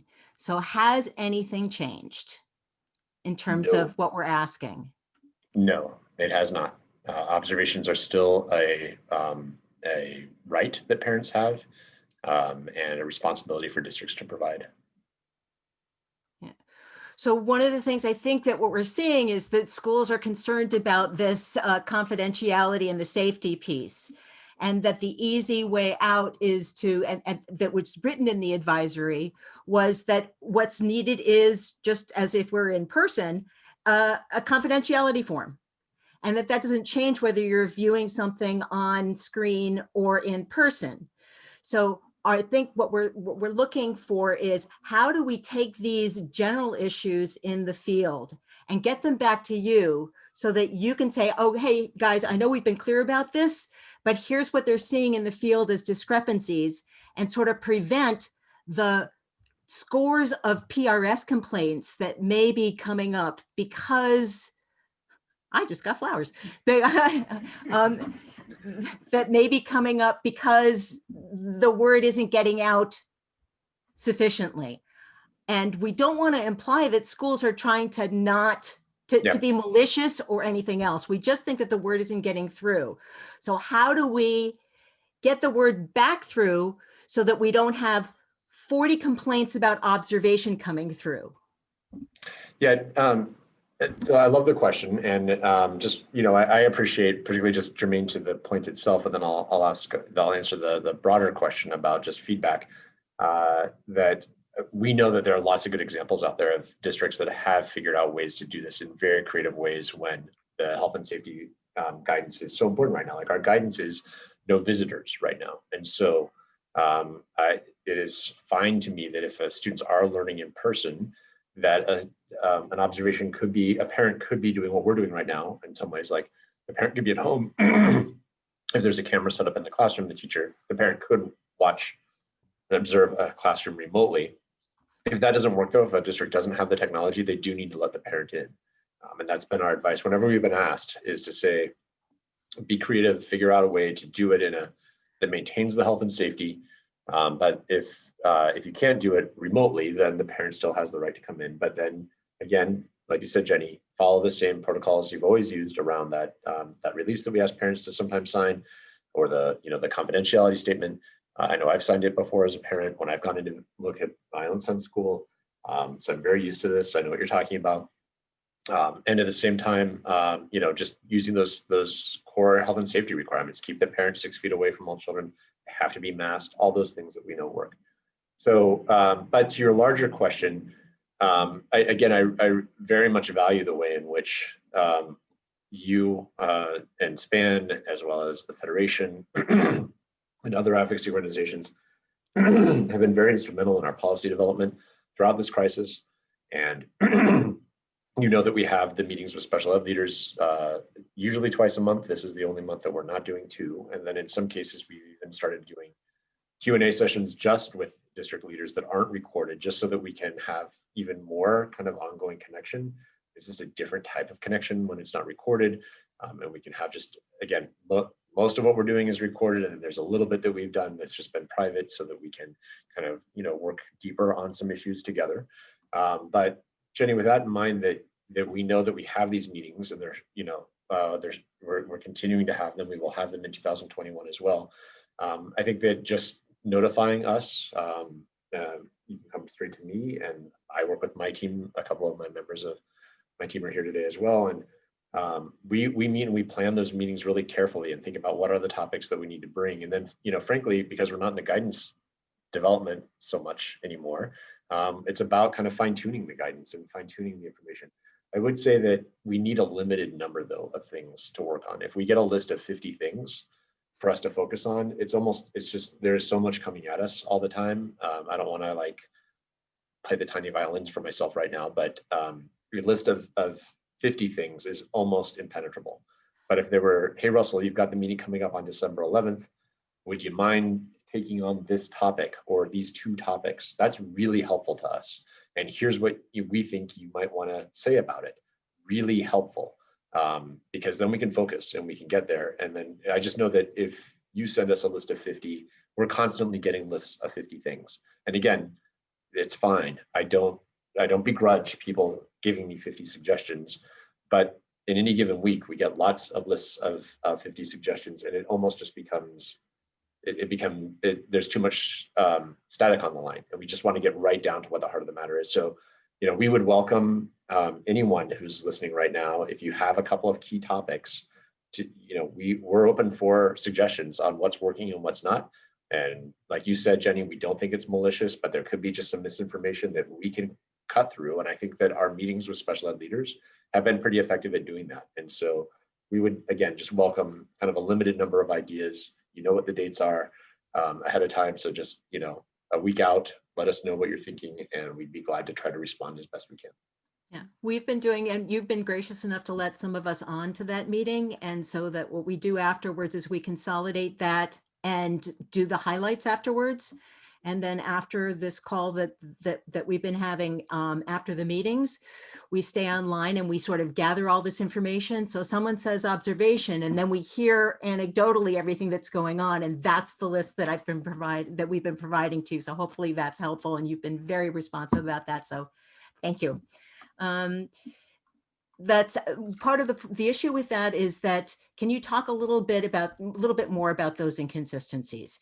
So what happens is the Department of Ed sends out guidance, but that's not regulation.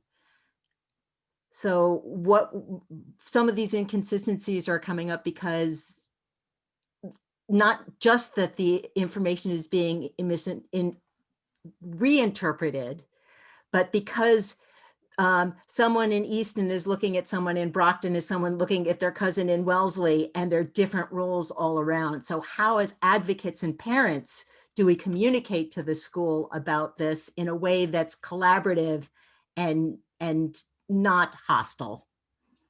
Yeah, absolutely. Again, there's no one or easy answer there. I think it's ongoing communication, ongoing collaboration. It's about relationships. It's about,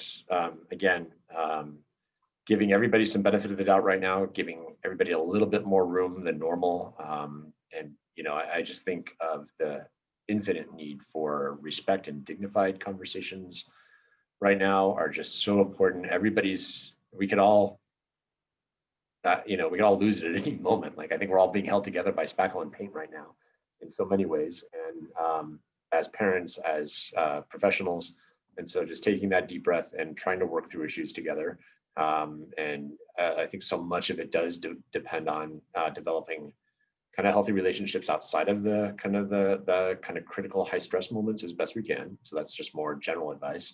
I hope that our guidance is helpful. It's kind of an anchor to go back to. I think that we've written about a lot of different things. And so I hope that it's, if you can kind of objectively look at, well, what's actually written down, because I think a lot of times people lose sight of, they think they heard something as opposed to what's actually written there.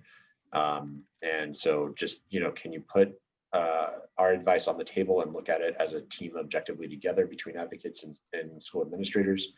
Then I would also hope again that, using the IEP team as the lever for change is so important. And so I don't think I have anything kind of new or dramatic to offer there. I would say that one of the things, Jenny, though, that we're working on that I hope will see the light of day soon is that we want to redact our PRS complaint decisions, because I think that would go a long way. If we could put out summaries or actually the decisions themselves in a redacted way, so that people can see, how did the department make that decision? When there was this issue, what happened? Because a lot of what you're talking about, you name as inconsistencies, and I don't think you're necessarily wrong. I also think that there are a lot of very unique circumstances, but those unique circumstances come up in different ways, across the state. And so, I've worked in Western Mass and Eastern Mass, and, there are ways in which people don't get connected.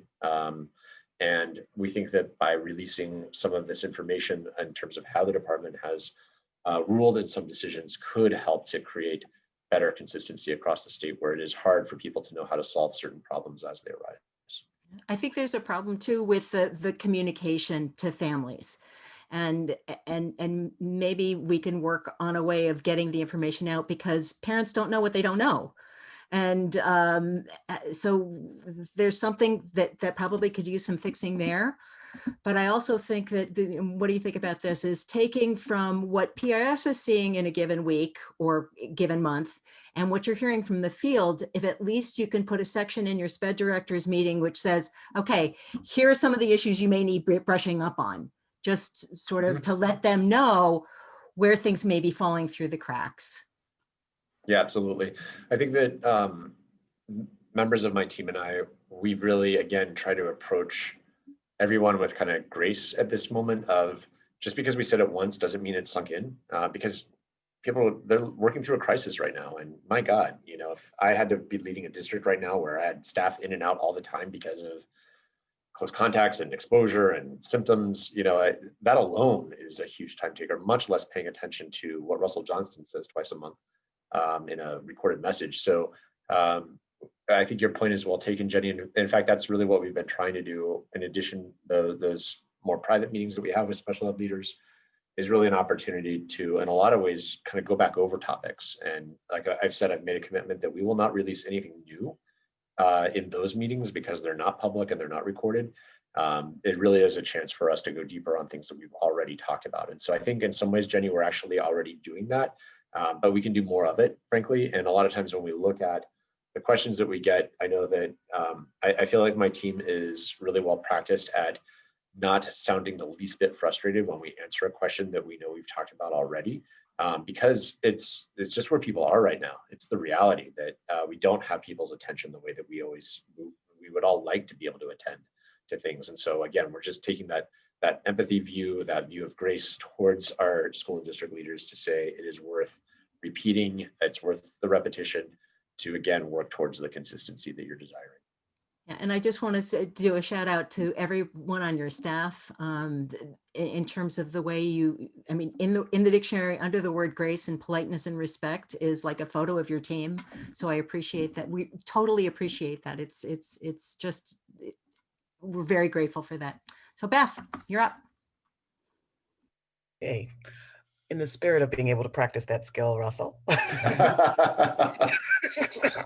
Talk about COVID compensatory services. Right. So I have some questions just because I think it would be helpful for people just to hear those responses, whether it be the first time or maybe the fifth time. So are COVID compensatory services only applicable to March through June of last year? In terms of the time period. So that document, the document that we wrote about COVID compensatory services did focus on that time period to say, how do we sort of reconcile what happened last year? So it's really, that's the emphasis for it. There's nothing in it though, limiting a school or district from talking about the need for compensatory services that might be coming up this year. And so we're not sidestepping that conversation. We're not saying you can't. But really the emphasis for that document was on, how do we come to terms with what happened or didn't happen or where students regressed last spring. And so I hope that answers your question. Yeah, thank you. And and this is connected to a question I asked before, we have the December 15th deadline for teams to meet about COVID compensatory services specifically to those high priority students. Is there any timeline or thought of determining a timeline for those who are non-prioritized?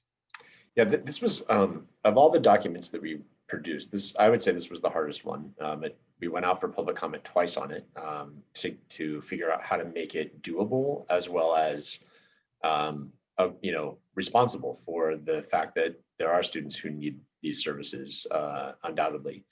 And so, what we determined is we needed a deadline again for those students with significant and complex disabilities. And for all other students, the meetings need to have this is a requirement for all students to have this discussion about COVID compensatory services, but DESE did not create a timeline for it. That's a local determination about the timeline for all other students. So that was how we came down on again, a difficult decision to make around what do we say about the timelines, but we set the timeline for students with significant and complex disabilities, but we did not set any other timelines for students other than it needs to happen during the school year. Okay. And one of the other questions I know that I've encountered with some of my own clients is, do COVID compensatory services expire? So, it may be determined today that COVID compensatory services are actually appropriate, but a student may not have the capacity or the bandwidth to leverage those services right now because they're still just trying to wrap their heads around education as it is today.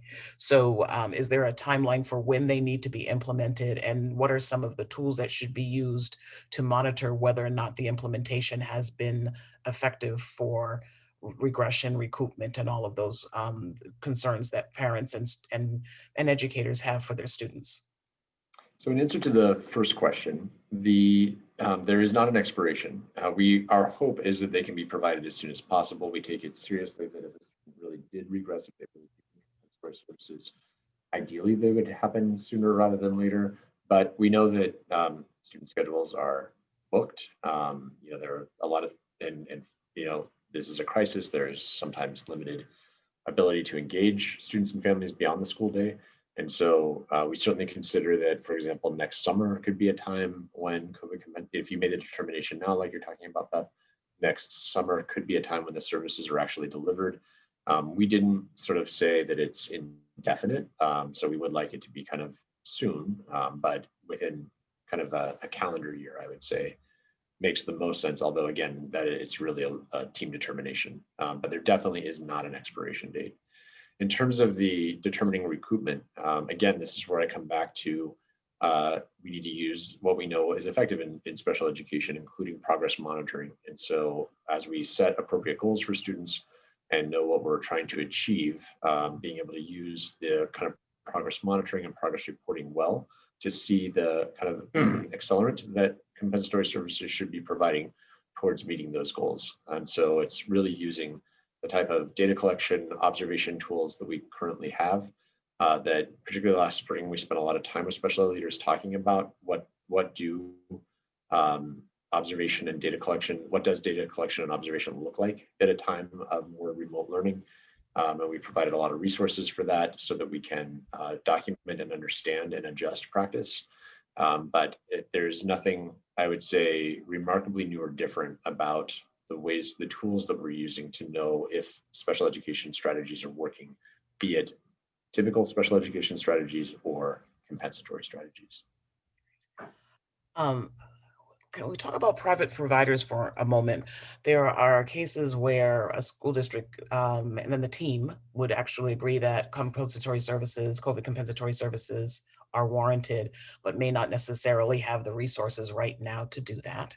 And there are other cases where parents are finding that the regular services or the services that are in the IEP are not being delivered, and therefore they're going out and finding private providers to make sure that their child is not losing any more ground.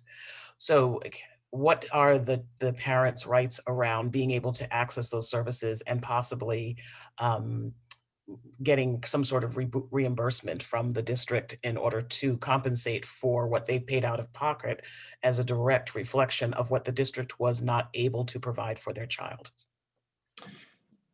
I appreciate the question. And I think this is where there's sort of a line between what we can do or mandate as a state education agency versus what has to be worked out locally. And so we don't have the authority to kind of demand a reimbursement or to make a determination about really that question. I know that might be kind of unsatisfying, but at the end of the day, this does have to be worked out at the local level. We certainly don't have really much authority over things like that's really kind of a contracting question, contracting for services, who's providing the services. Our role is to make sure that the service providers are qualified, that they are certified. That's really the role of the state education agency, but who's doing the work and who's paying, it's not really a question of who's paying for it, but is reimbursement appropriate is a discussion that would be held locally. Great. Jenny, I think we have time for maybe one more question. Do you have another one that you would like to ask? Sorry, I'm going to leave that up to you, Russell, because you saw that big, huge list. What do you think what is the most important thing you want advocates and families to know right now? Wow, that's such a good question.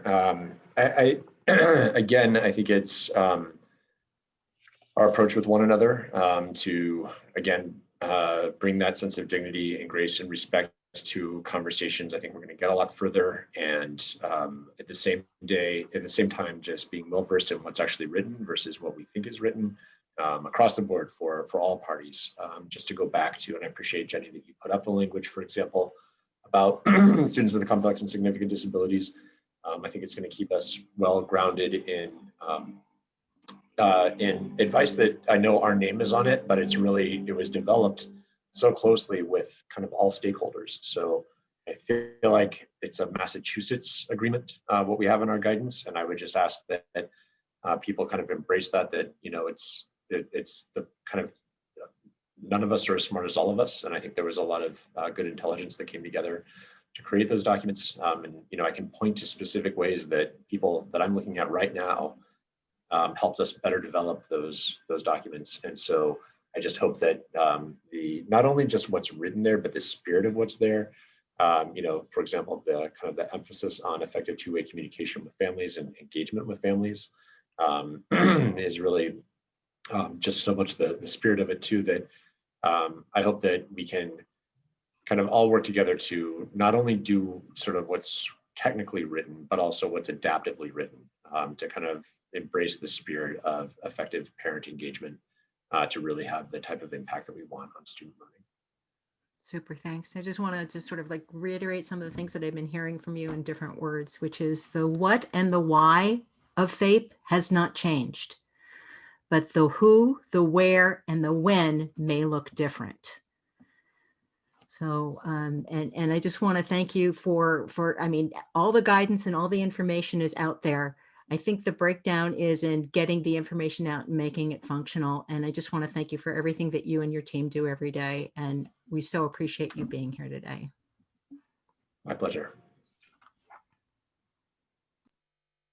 So I'm not sure where we go from here. Is it Lisa or is it Beth or is it Pam? Well, I think I'm going to jump in right now. And I also, Russell, want to really thank you for your presentation and for answering questions and for your openness to, you know, be working with our organizations and answering our questions, you know, throughout this whole period. And we know that we've only scratched the surface today based on, you know, all the additional questions that have come in, and that the interest in today's webinar indicates how important it is to have these opportunities to talk together. I know at the very beginning of his presentation, Russell talked about the sacred relationship between teachers and students. And I want to emphasize, of course, how important that relationship is, but that relationship is strongest when families and communities are a part of it. And that's why it's so important that all of you are here today. And we thank all of you for joining us. We're going to be sharing the questions we didn't get to today with DESE staff, and we really appreciate their willingness to look and to answer these questions. Again, a recording of this webinar will be available next week on both the Federation and SPAN websites. And I look forward to future collaborations with SPAN. And again, I appreciate all of your participation. Thank you, Pam. We look forward to future collaborations as well. I will just reiterate that we will update the link with the link for the handouts with some additional links that were in Russell's PowerPoint that we were having trouble sharing during so that look for that.